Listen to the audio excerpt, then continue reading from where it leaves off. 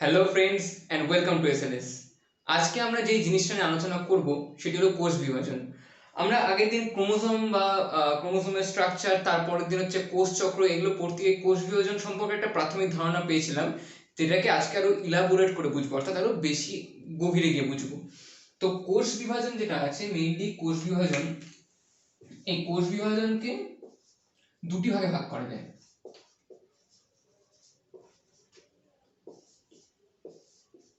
কোষ বিভাজনকে দুটি ভাগে ভাগ করা যায়, একটি হচ্ছে তিনটি ভাগে ভাগ করা যায়, সরি তিনটি ভাগে ভাগ করা যায়। একটি হলো হচ্ছে মাইটোসিস, অ্যামাইটোসিস এবং হচ্ছে মিওসিস। ওকে, এই তিনটি ভাগে হচ্ছে আমরা কোষ বিভাজনকে ভাগ করতে পারি। এবার মাইটোসিস, অ্যামাইটোসিস এবং মিওসিসটা কি জিনিস সেটা প্রথমে জেনে নেওয়া উচিত। মাইটোসিসকে সমবিভাজন বলা হয়, কারণ মাইটোসিসের শুরুতে যেই ক্রোমোজোমের সংখ্যা থাকে, মাইটোসিস কোষ বিভাজনের পর যেই ডটার সেল অর্থাৎ একটি কোষ থেকে যেই অপত্য কোষগুলো উৎপন্ন হচ্ছে সেখানকার ক্রোমোজোম সংখ্যা সেম থাকে, তাই মাইটোসিস কোষ বিভাজনকে সমবিভাজন বলা হয়।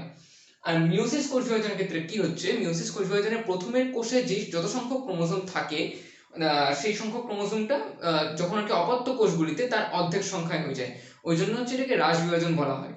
আর দেন হচ্ছে আমরা আসছি অ্যামাইটোসিস। অ্যামাইটোসিস পদ্ধতিটা প্রত্যক্ষ কোষ বিভাজন নয়।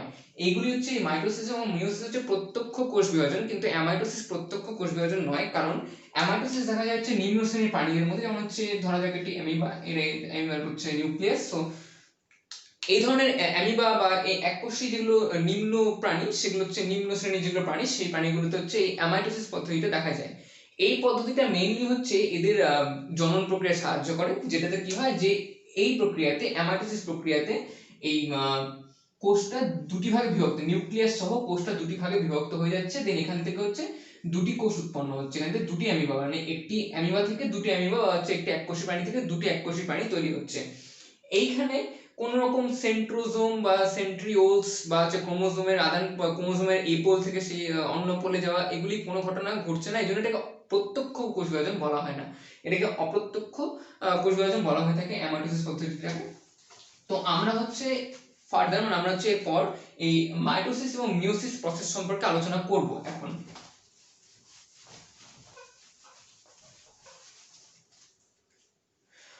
ওকে, তো আমরা কোষ চক্রে মাইটোসিস, আমরা কোষ চক্র হচ্ছে কোষ বিভাজনের বিভিন্ন দশাগুলো দেখেছিলাম, যে কোষ বিভাজনের চারটা দশা হয়, একটা অ্যানাফেজ, তারপর হচ্ছে প্রথম হচ্ছে প্রোফেজ, দেন হচ্ছে মেটাফেজ, দেন অ্যানাফেজ, দেন টেলোফেজ, তারপর সাইটোকাইনেসিসে কোষটা বিভাজিত হয়ে যায়। এগুলো আমরা আগে জেনেছি, সেগুলো আগের ভিডিওতে আছে, যদি হচ্ছে সেগুলো না জানা থাকে তাহলে আগের ভিডিওতে গিয়ে এই জিনিসগুলোকে ক্লিয়ার করে নাও, কারণ হচ্ছে এই জিনিসগুলো আমি এখানে নতুন করে বলবো না, আমি শুধু বলবো যে হচ্ছে এখানে কোন কোন ফেজগুলো, মাইটোসিসে কোন কোন ফেজগুলি হয় আর মিওসিসে কোন কোন ফেজগুলি হয়। ঠিক আছে, আমি শুধুমাত্র উপর উপর দিয়ে যাবো এই জিনিসগুলো, কারণ আমি ডেসক্রাইবটা আমি আগের ভিডিওতে করেছি। সো মাইটোসিস আমি এক জায়গায় লিখছি হচ্ছে মাইটোসিস, এখানে লিখছি মাইটোসিস কোষ বিভাজন, আর এখানে লিখছি মিওসিস কোষ বিভাজন, মিওসিস কোষ বিভাজন। ঠিক আছে, এবার কি হচ্ছে ব্যাপারটা, যে মাইটোসিস এবং মিওসিসকে আমি যদি দুটো ভাগে এরকম করে ভাগ করে দিই, এখানে একটাই সেল আমি আঁকাচ্ছি, এখানে এই সেলটা শুধু এখানে আঁকাচ্ছি, এটা নিউক্লিয়াস, ধরা যাক এটা নিউক্লিয়াস, এখানে নিউক্লিয়াস সেলটা, আর এইটা হচ্ছে মিওসিসের সেল, যেখানে এখানে নিউক্লিয়াস আছে।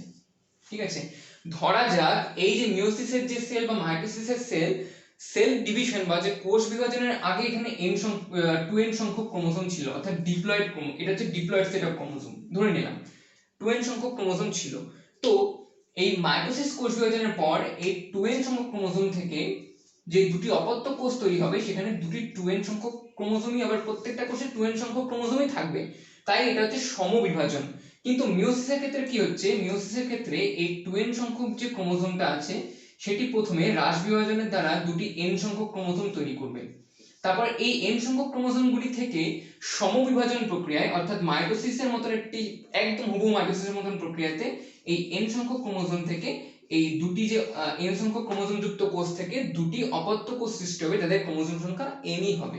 ঠিক আছে, এখানে হচ্ছে এটাতে n হবে, এটাতে n হবে, অর্থাৎ আমরা দেখতে পাচ্ছি অ্যাকচুয়ালি কি হচ্ছে, যে 2n থেকে 4টা n তৈরি হচ্ছে মিওসিস প্রক্রিয়াতে, যেহেতু 2n থেকে 4টা n তৈরি হচ্ছে তাই এটি হ্রাস বিভাজন প্রক্রিয়া।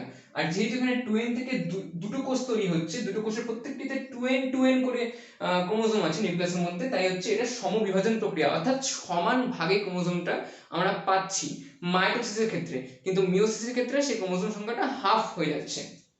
এখানে দেখো 2n থেকে n তারপর n থেকে হচ্ছে মাইটোসিস প্রক্রিয়ার মতনই সেম প্রক্রিয়াতে দুটো দুটো করে আমরা দুটো n মানে হচ্ছে প্রত্যেকটা কোষে n সংখ্যক ক্রোমোজোম থাকবে।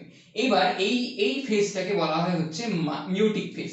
মাইটোসিস মিওসিস 1 মিওসিস 1, আর এটা হচ্ছে এই ফেজটা যেখানে 4টা তৈরি হচ্ছে সেটা হচ্ছে মিওসিস 2। ঠিক আছে, এটা হচ্ছে মিওসিস 1 মানে যেখানে এই কোষ থেকে 2n সংখ্যক ক্রোমোজোম যুক্ত কোষ থেকে যেখানে n সংখ্যক ক্রোমোজোম যুক্ত দুটো কোষ তৈরি হচ্ছে সেই অঞ্চলটাকে আমরা বলবো, সেই কোষ বিভাজনটাকে আমরা বলবো মিওসিস 1। আর এই প্রত্যেকটি n থেকে যে আবার দুটি করে n তৈরি হচ্ছে, দুটি করে n সংখ্যক ক্রোমোজোম বিশিষ্ট কোষ তৈরি হচ্ছে, সেটাকে আমরা মিওসিস 2 বলবো। এই মিওসিস 2 প্রক্রিয়াটা সাদৃশ্য কার সঙ্গে আছে? মাইটোসিসের সঙ্গে সাদৃশ্য রয়েছে, অর্থাৎ এটি সমবিভাজন প্রক্রিয়া। তো মিওসিস 2টা সমবিভাজন প্রক্রিয়া একটি, তাই এই ফেজটাকে বলা হয় মাইটোটিক ফেজ, মানে মিওসিসের মধ্যে মাইটোটিক ফেজ বলা হয় এই ফেজটাকে। ঠিক আছে, সো এখানে মানে কি যেটা কি বেসিক জিনিস সেটা সম্পর্কে এখানে বলা হলো। এবার আমি ক্রোমোজোমের এবার হচ্ছে আমি জাস্ট সেল ডিভিশন প্রক্রিয়াটাতে এখানে আসার চেষ্টা করব। সেল ডিভিশন অ্যাকচুয়ালি কি হচ্ছে? অ্যাকচুয়ালি কি হয়, মিওসিস 1 আর যেটা পার্থক্য মাইটোসিস আর মিওসিসের মধ্যে, সেটা আমরা মাইটোসিস আর মিওসিস 1 এর মধ্যে পেয়ে যাব। কারণ মাইটোসিস 1 বা মাইটোসিস প্রক্রিয়াটা মিওসিস 2 প্রক্রিয়ার সঙ্গে, মানে মিওসিসের সেকেন্ড যে ধাপটা আছে তার সঙ্গে সাদৃশ্যযুক্ত।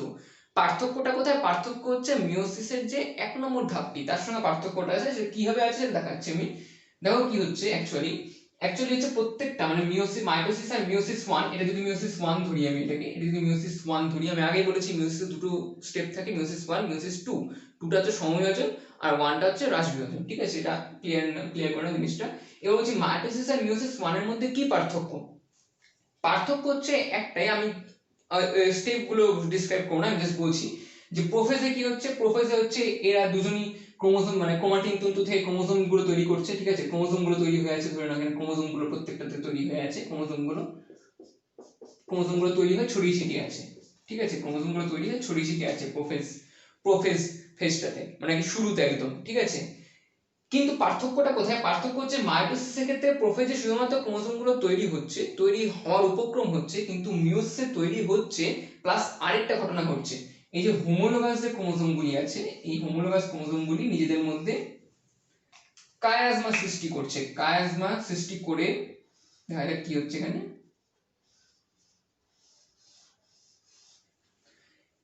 যখন আমরা এরকম একটা ক্রোমোজোমকে আঁকাবো তখন এই ধরনের ক্রোমোজোমকে আমরা বলি হচ্ছে ডায়াড ক্রোমোজোম।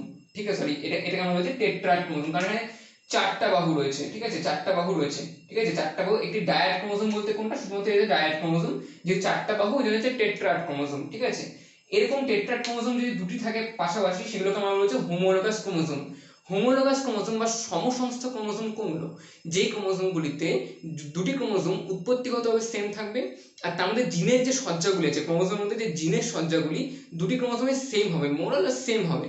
ওই জন্য হচ্ছে এই দুটি ক্রোমোজোমকে হোমোলোগাস ক্রোমোজোম আমরা বলে থাকি। পাশাপাশি অবস্থিত দুটি ক্রোমোজোমকে হোমোলোগাস ক্রোমোজোম বলে থাকি। এবার কি হচ্ছে, একটা জিনিস দেখে নাও, এই ক্রোমোজোমের হচ্ছে একটা ক্রোমোজোমের মানে একই ক্রোমোজোমের দুটি বাহুকে আমরা বলবো হচ্ছে সিস্টার ক্রোমাটিডস। মানে কি সিস্টার মানে কি বোন, মানে একই ঘরের মধ্যে দুটো বোন রয়েছে, ওই জন্য সিস্টার ক্রোমাটিডস বলবো এগুলোকে আমরা। আর এই পাশাপাশি অবস্থিত দুটি হোমোলোগাস ক্রোমোজোমের এক একটি বাহুকে একে অপরের সাপেক্ষে নন সিস্টার ক্রোমাটিডস বলবো, অর্থাৎ জাস্ট পাশের বাড়ির বোন। এবার নিজের বাড়ির বোন এবং পাশের বাড়ির বোন নন সিস্টার ক্রোমাটিডস, এবং নিজের বাড়ির দুটো বোন সিস্টার ক্রোমাটিডস। ঠিক আছে, মানে একটি ক্রোমোজোমে যে দুটি বাহু তাদেরকে হচ্ছে সিস্টার ক্রোমাটিড বলবো, আর দুটি আলাদা আলাদা ক্রোমোজোমের যে দুটি বাহু পরস্পর এক্সচেঞ্জ করছে বা কায়াজমা সৃষ্টি করছে, তাদেরকে আমরা নন সিস্টার ক্রোমাটিড বলবো। তাহলে মিওসিস 1 এর প্রোফেজ 1 দশায় কি হচ্ছে, যে ক্রোমোজোমগুলি এরকম পাশাপাশি অবস্থান করছে এবং নিজেদের মধ্যে, এবং এই অংশটাকে যে এখানে এক্স আকৃতির যে একটা অংশ তৈরি হচ্ছে, এক্স আকৃতির, এটাকে কায়াজমা বলে, এরকম কায়াজমা সৃষ্টি করছে। কায়াজমা সৃষ্টি করার মাধ্যমে কি হচ্ছে, কায়াজমা সৃষ্টি করার মাধ্যমে এরা নিজেদের জেনেটিক ম্যাটেরিয়ালটাকে আদান প্রদান করে নিচ্ছে। ঠিক আছে, অর্থাৎ হচ্ছে এই ধরা যাক এটাকে যদি ব্লু ক্রোমোজোম ধরি, এদিকে যদি ব্লু ধরি এটাকে, আর এটাকে যদি ব্ল্যাক ক্রোমোজোম ধরি এটাকে, দেন এই কায়াজমার এই কায়াজমার পর কি হবে, কায়াজমার পর ক্রসিং ওভার হবে। অর্থাৎ ক্রসিং ওভার মানে কি, যে জেনেটিক ম্যাটেরিয়ালগুলো চেঞ্জ হয়ে যাচ্ছে, ক্রোমোজোমটা এরকম আকৃতির হবে।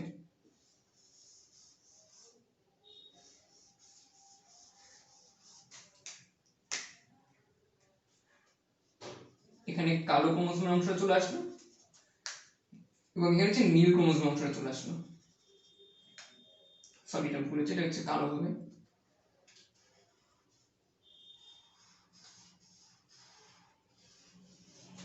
বোঝা যাচ্ছে তাহলে জিনিসটা কি হয়েছে? এখানে কি হচ্ছে, দুটি ক্রোমোজোম পাশাপাশি আসলো, নিজেদের মধ্যে জেনেটিক ম্যাটেরিয়ালের আমদানি করে নিল, আমদানি রপ্তানি বা আদান প্রদান করে নিল। এর ফলে কি হলো, যে এর এর এর এখান থেকে, এই অঞ্চল থেকে যে কালো রঙের মানে এই ক্রোমোজোমের যে অংশ, সেটা হচ্ছে এই ক্রোমোজোমে চলে গেল, এবং এই ক্রোমোজোমের অংশটা এই ক্রোমোজোমে চলে আসলো। এই বিশেষ ঘটনাটিকে আমরা বলছি ক্রসিং ওভার। ঠিক আছে, তো হচ্ছে এই ক্রসিং ওভার ঘটনাটা কোথায় ঘটছে? এই ক্রসিং ওভার ঘটনাটা আমরা একমাত্র দেখতে পাচ্ছি এই মিওসিস প্রক্রিয়ায়, প্রোফেজ 1 দশায়। মিওসিস প্রক্রিয়া প্রোফেজ 1 দশায় আমরা ক্রসিং ওভারটা দেখতে পাচ্ছি, কিন্তু মাইটোসিসে এটা আমরা দেখতে পাচ্ছি না। ঠিক আছে, এটা একমাত্র জার্মসালেই হচ্ছে। ঠিক আছে, আর হচ্ছে এবার কি হচ্ছে ব্যাপারটা, যে মিওসিস 1 আর মাইটোসিসের মধ্যে পার্থক্য বলছিলাম আমি, সেই পার্থক্য মধ্যে প্রথমে আমরা পেলাম প্রোফেজ 1 এর পার্থক্য। দেন আসছে যে মেটাফেজ। মেটাফেজের মধ্যে কোনো পার্থক্য নেই। মেটাফেজে কি হচ্ছে, মেটাফেজ দুটি ক্ষেত্রে মেটাফেজে ক্রোমোজোমগুলি এই বিষুব তল বরাবর অবস্থান করছে, দুটি ক্ষেত্রে বিষুব তল বরাবর ক্রোমোজোমগুলি অবস্থান করছে মেটাফেজ প্রক্রিয়াতে, মেটাফেজ প্লেট তৈরি করছে। কিন্তু অ্যানাফেজে এখানে পার্থক্য রয়েছে। অ্যানাফেজে কি হচ্ছে, অ্যানাফেজে ক্রোমোজোমগুলি এখানে এখানে কি হচ্ছে, মাইটোসিসের ক্ষেত্রে এই ক্রোমোজোমগুলি সেন্ট্রোমিয়ার অঞ্চল থেকে ব্রেক হয়ে যাচ্ছে। এই যে এই বেমতন্তু যেগুলো আছে আর কি, স্পিন্ডেল ফাইবারগুলো টানার ফলে ক্রোমোজোমগুলি ব্রেক হয়ে একটি উত্তরের দিকে যাত্রা করছে, মানে একটি উপরের দিকে যাত্রা করছে, আর একটি হচ্ছে নিচের দিকে যাত্রা করছে। এটা হচ্ছে মাইটোসিসের ক্ষেত্রে হচ্ছিল, কিন্তু মিওসিসের ক্ষেত্রে এরকম ক্রোমোজোম ব্রেকেজটা হয় না, মানে ক্রোমোজোমটা ভেঙে যায় না। গোটা গোটা ক্রোমোজোমগুলো কি হচ্ছে, গোটা গোটা ক্রোমোজোমগুলোই দুটি পোলের দিকে যাত্রা করছে। ঠিক আছে, দুটি পোলের দিকে যাত্রা করছে, দুটি পোলের দিকে যাত্রা করছে ক্রোমোজোমগুলো।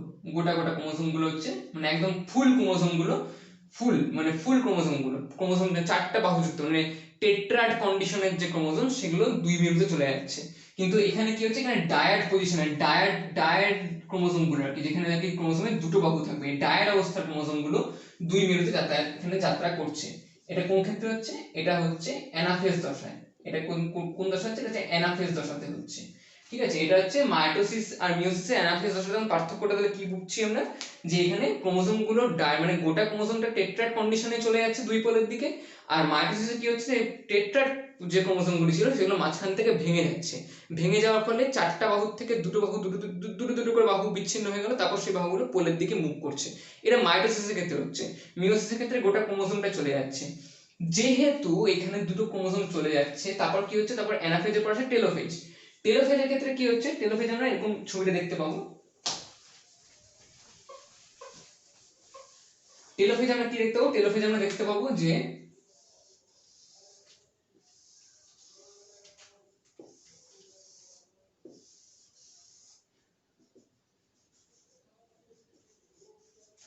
টেলোফেজের ক্ষেত্রে কি দেখতে পাবো, যে যত সংখ্যক ক্রোমোজোম মানে 2n সংখ্যক ক্রোমোজোম এখানে গেছে, আর 2n সংখ্যক ক্রোমোজোম হচ্ছে এখানে চলে গিয়েছে। কেন 2n সংখ্যক? কারণ দেখো মাইটোসিসের ক্ষেত্রে কি হচ্ছিল, যে প্রথমে ছিল হচ্ছে 2n সংখ্যক ক্রোমোজোম ছিল ফার্স্টে, তারপর কি হলো, তারপর হচ্ছে ক্রোমোজোমগুলি প্রত্যেকটা হাফ হাফ হয়ে গেল। হাফ হাফ করে যদি হাফ হয়ে যায় ক্রোমোজোমগুলি, তাহলে 2n টা কত হয়ে যাবে, 4n সংখ্যক ক্রোমোজোম হয়ে যাবে। তাহলে 2n × 2 4n সংখ্যক ক্রোমোজোম হয়ে যাচ্ছে। তাহলে এই 4n সংখ্যক ক্রোমোজোমগুলি যদি দুই পোলের দিকে চলে যায়, সমভাগে যদি চলে যায়, তাহলে আমরা উপরেও 2n সংখ্যক ক্রোমোজোম পাবো, এখানেও 2n সংখ্যক ক্রোমোজোম আমরা পাবো।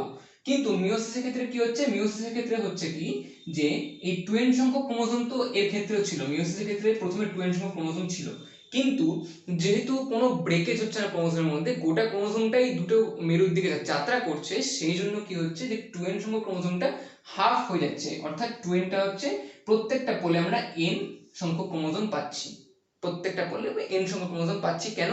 কারণ এখানে গোটা ক্রোমোজোমটাই ট্রান্সফার হচ্ছে, ওখানে ক্রোমোজোমটা হাফ হয়ে যাচ্ছিল, মানে একটা ক্রোমোজোম থেকে দুটো ক্রোমোজোম তৈরি হচ্ছিল ওখানে, মানে মাইটোসিসের ক্ষেত্রে। কিন্তু মিওসিসের ক্ষেত্রে একটা ক্রোমোজোমই গোড়াটাই চলে যাচ্ছে পোলের দিকে, একটা উত্তর মানে একটা হচ্ছে উপরের পোলে চলছে, একটা নিচের পোলে চলে যাচ্ছে।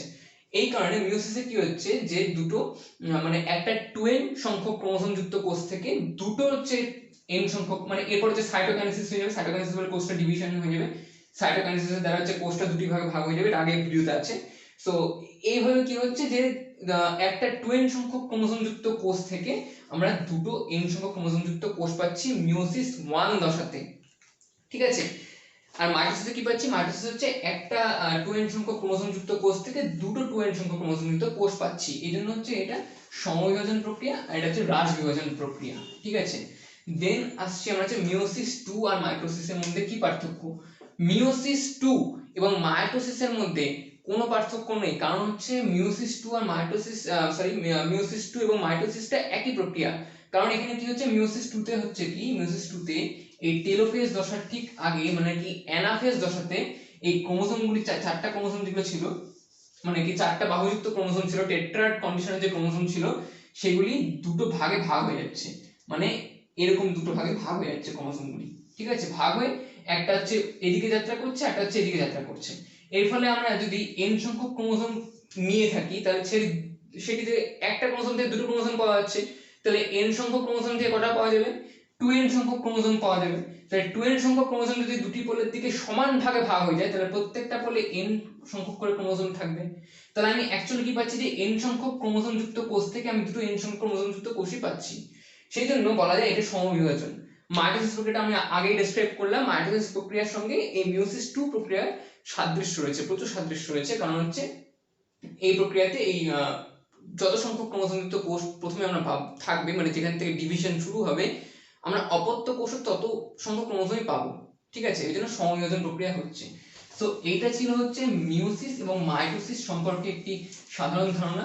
এবার মিওসিস আর মাইটোসিসটা হচ্ছে কোথায়, সবসময় মনে রাখবা মাইটোসিসটা হচ্ছে আমাদের বডি সেলে, সোমাটিক সেল, আমাদের বডির যেসব সেলগুলো থাকবে সেগুলোতে হচ্ছে মাইটোসিস প্রক্রিয়াটা হয়। আর মিওসিস হয় হচ্ছে আমাদের জার্ম সেলসে, অর্থাৎ গ্যামেট তৈরির ক্ষেত্রে মিওসিস প্রক্রিয়াটা তখনই হয় যখন গ্যামেট তৈরির কন্ডিশনটা আসে তখন। কিন্তু মাইটোসিসটা কখন হচ্ছে, আমাদের বডি সেলগুলো যখন বৃদ্ধি করছে নিজের সংখ্যাকে, বডিকে বৃদ্ধির জন্য, আমাদের যে বৃদ্ধি হচ্ছে, বডির যে বৃদ্ধি হচ্ছে কার জন্য হচ্ছে, অনলি ফর মাইটোসিস প্রক্রিয়ার জন্য আমাদের বডির বৃদ্ধি হচ্ছে। কিন্তু আমাদের জার্ম সেলস যে বাড়ছে, এই জার্ম সেলসটা কি জন্য বাড়ছে, এটি বাড়ছে হচ্ছে মিওসিস প্রক্রিয়াতে, ঠিক আছে। সো কোষ বিভাজন হচ্ছে এইটুকুই ছিল। যদি ভিডিওটি ভালো লেগে থাকে তাহলে অবশ্যই লাইক করো এবং আমার চ্যানেলটিকে সাবস্ক্রাইব করো। Thank you.